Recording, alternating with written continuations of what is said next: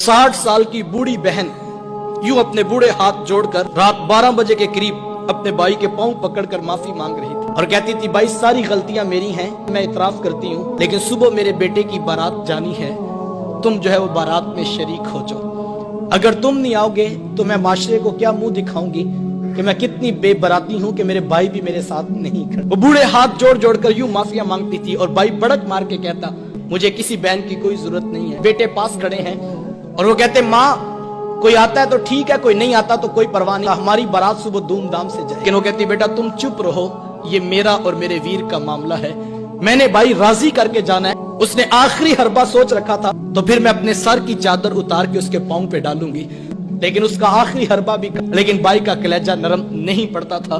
फिर कितने बोझल कदमों से उसने भाई की दहलीज को छोड़ा, ये वो बहन ही जानती होगी।